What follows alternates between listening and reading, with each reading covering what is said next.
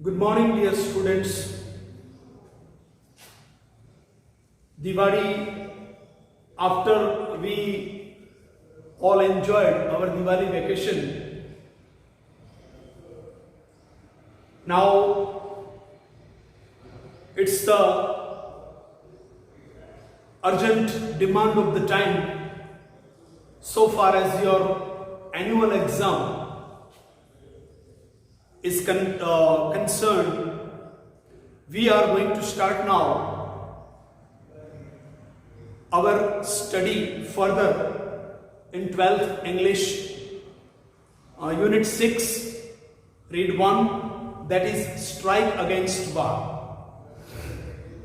આજે આપણે વિદ્યાર્થી મિત્રો ધોરણ 12 માં unit 6 read 1 strike against war વિશે વિગતવાર શીખીશું. You all are requested to have textbook in your hands, page number 61. First of all, as you know very well, I shall make a loud as well as an ideal reading. Along with me, you will also make silent reading.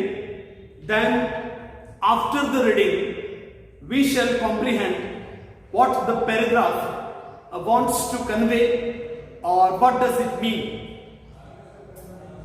To begin with, I have a word to say to my good friends, the editors and others who are moved to pity.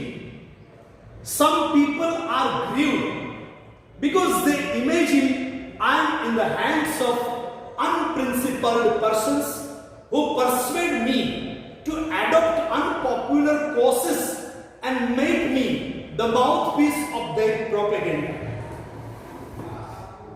અહીંયા Helen Keller જે 5મી જાન્યુઆરી 1916 ના રોજ New York સિટીના Carnegie હોલમાં જે lecture આપી રહ્યા છે, એ લેક્ચરની શરૂઆતમાં જ હેલન કેલર કહે છે કે I have a word to say to my good friends, the editors and others who are moved to pity me.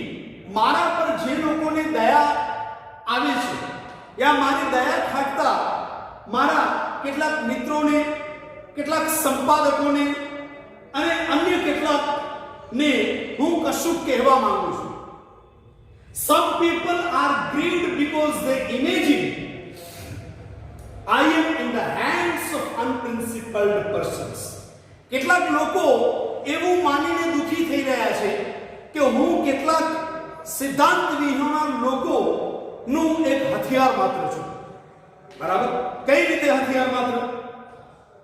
તો કે I am in the hands of unprincipled persons who persuade me to adopt unpopular courses and make me the mouthpiece of their propaganda. કેટલાક સિદ્ધાંત વિહોણા, આદર્શ વિહોણા જે લોકો જે છે, એ પછી રાજકારણીઓ હોઈ શકે, એ પછી મૂડીપતિઓ હોઈ શકે, એ પછી ઉદ્યોગપતિઓ હોઈ શકે, એ કહેવાતા સ્વાર્થી સમાજ સુધારકો હોઈ શકે, એ બધાનું જાણે કે હું એક ટૂલ, એક જેને કહીએ ને કે એક માધ્યમ માત્ર છું એમના પ્રચાર પ્રસાર માટેનું. તો હું એ લોકોને સ્પષ્ટ કહેવા માંગુ છું કે એ લોકોની ભ્રમણા માત્ર છે, એક વહેમ, જૂઠું, જેને કહીએ ને કે ભ્રમ માત્ર છે. Now let it be understood once and for all that I don't want their pity. પરંતુ એ લોકો સમજી લે કે મને એમની દયા કે સહાનુભૂતિની કોઈ જરૂર નથી. બરાબર? I don't want their pity. I would not change places with one of them. I know what I am talking about. My sources of information are as good and reliable as anybody else's. જે માહિતી એ લોકો પાસે છે એ જ માહિતી યા વધીને કહો કે એનાથી પણ ઓથેન્ટિક, ફેક્ચ્યુઅલ અને ટ્રુ ઇન્ફોર્મેશન મારી પાસે પણ છે અને હું એમાંના કોઈની પણ જગ્યા લેવા નથી માંગતી. હું મારા સ્ટેન્ડ ઉપર જ્યાં છું ત્યાંથી જ હું આગળ વધવા માંગુ છું. I have papers and magazines from England. મારી પાસે વિવિધ પ્રકારના સમાચાર પત્રો અને મેગેઝિન્સ કઈ કઈ જગ્યાએથી આવે છે? England, France, Germany and Australia. અને એ હું પોતે સ્વયં એનું વાંચન કરું છું અને એમાંથી જાણકારી પ્રાપ્ત કરું છું.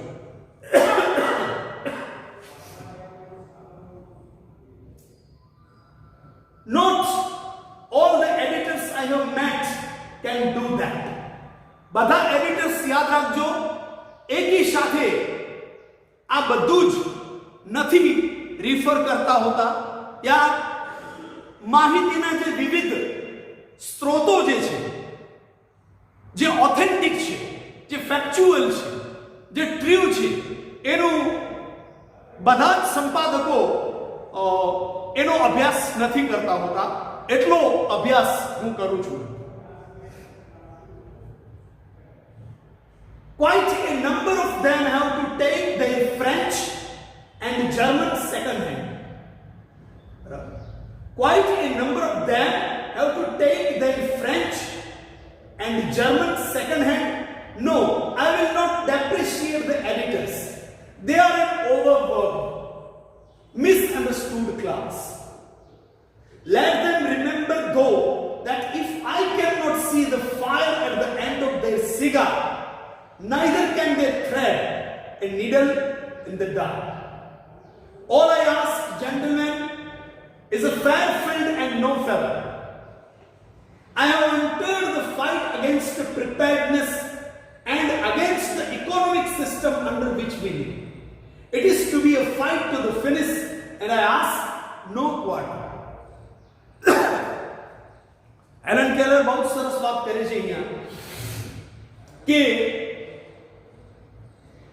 મોટા ભાગના સંપાદકોના કેસમાં જે કંઈ બનતું હોય છે તો પહેલી વસ્તુ તો એ છે કે એ સંપાદકોનો વર્ગ જે છે, પહેલી વસ્તુ સંપાદક કોણ છે આપ સૌ જાણો છો વિદ્યાર્થી મિત્રો, બરાબર?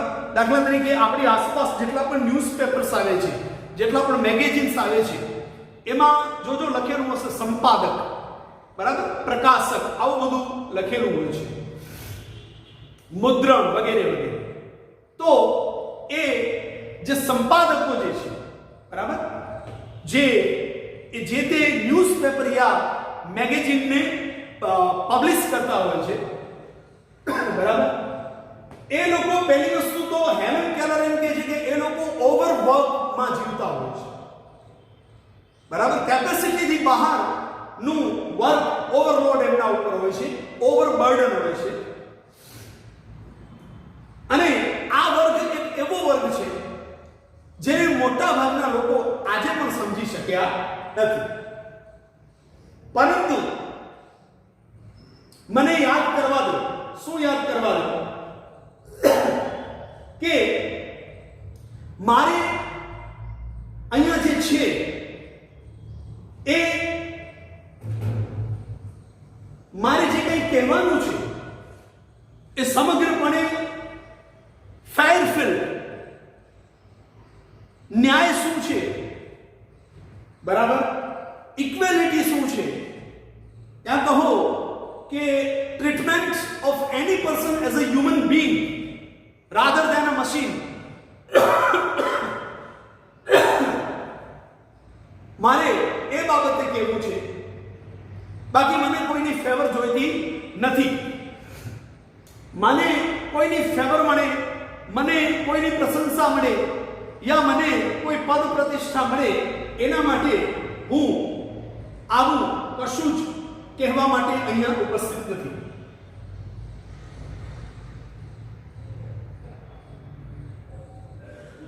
બરાબર? I have entered the fight against preparedness and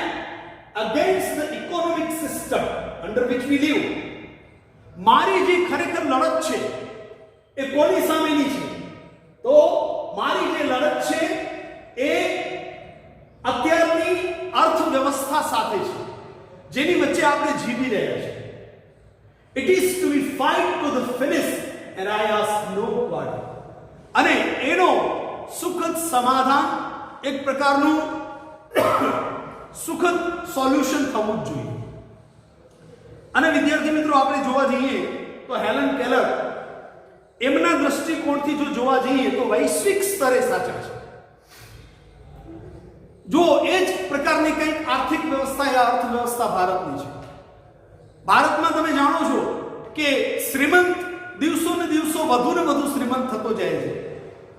ભલે ગરીબ આજે કોઈ રહ્યું નથી, દરેકને રોટી, કપડા ઓર મકાનની જે પ્રાઇમરી નીડ્સ છે એ તો મળી રહે છે, પરંતુ હજુ પણ ભારતમાં જે મજૂરી જે છે યા કહો કે જે ગરીબી જે છે, બરાબર, એ સ્ટીલ એક્ઝિસ્ટ્સ. હજુ એનું અસ્તિત્વ તો છે જ, બરાબર. જ્યાં 8-8 કલાકના કામ બદલ કોઈ મજૂરને 100 રૂપિયા જેવું મહેનતાણું માંગ આપવામાં આવતું હોય તો એ ક્યાંની અર્થવ્યવસ્થા છે? Can we call it equality? શું આપણે એને સમાનતા કહી શકશું? આર્થિક સમાનતા? Can it be cold justice? આપણે એને ન્યાય કહી શકશું? Can it be cold right and proper? So far as the primary needs are concerned, નહીં. તો હેલન કેલરની જે લડત છે વિદ્યાર્થી મિત્રો, એ સંદર્ભમાં છે. જોઈએ આગળ આપણે.